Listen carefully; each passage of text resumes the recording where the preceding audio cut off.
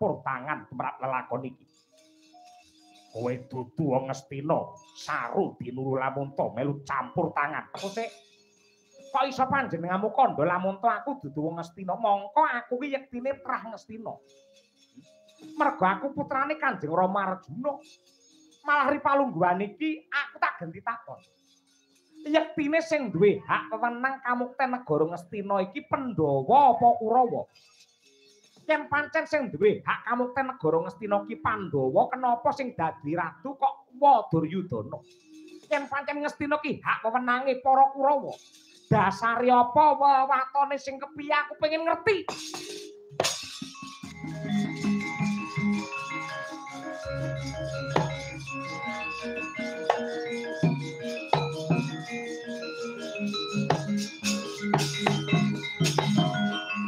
Lekno mripatmu jerengen gobokmu wis anggene. Iki pujangga kraton Ngastina, Manik Sasmita kang dadi aranku. Sing ndok karepake apa penemban? Cetha Lamunta kowe bocah sing wuta karo sejarah. Kowe tak kandhani. Negara Ngastina wiwit bubar tatanane rusak kang dadi aturane. Merga nalika semana ya kuwi Sang Kresna dipayana ya Prabu Abiyasa seleh keprabon. Banjur misuda Prabu Pandhu Dewanata dadi ratu kuwi klerune Resi Abiyasa. Mongko cetha Pratila Lamunta putrane Resi Abiyasa ki ana 3. Sing pambarep ya kuwi Sang Dastarata, angka 2 Prabu Pandhu, angka 3 ya kuwi Yama Widura. Manut paugeran kudune sing dadi ratu ya anak mbarep ya kuwi Sang Adipati Dastarata. Kenapa kok malah nglerek marang anak nomor 2 ya kuwi Pandhu? Cetha Lamunta tatanane wis dirusak, wis direka daya jaman semono.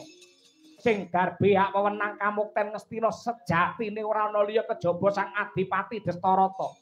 Upamane angger Duryudana sing dadi ratu ning kene memper merga ki putrane Sang Adipati Dastarata. Ngerti ora kowe?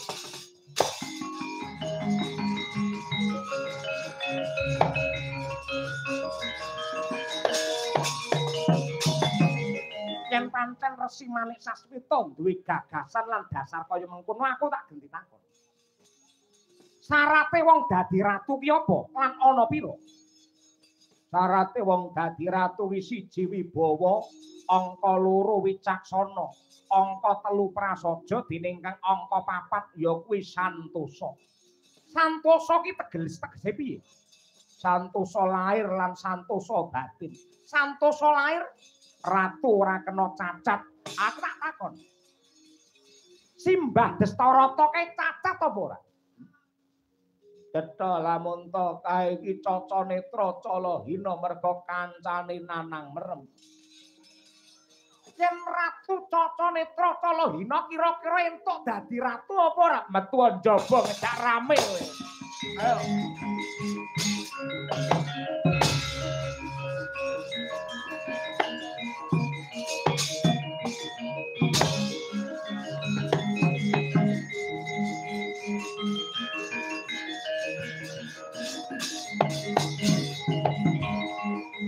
Kabeh Harya Sengkuni. Ya Allah nuwun wonten timbalan ingkang adhawuh nggih. Nadyan kados pundi kemawon. Wisadeni dumugi wonten negari Ngastina ibarate kaya iwak kecemplung wuwu. Mang perintahke para Sata Kurawa mateni Wisanggeni. Yen Wisanggeni mudhar Janaka ngengleng Pandhawa liyane melu ngenes pestaken dawuh.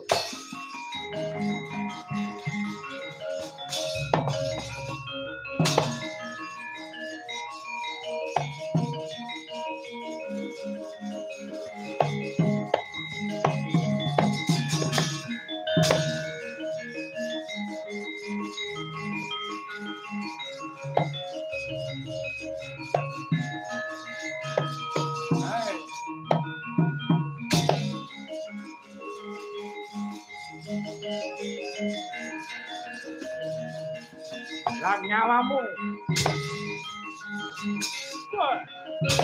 Ah.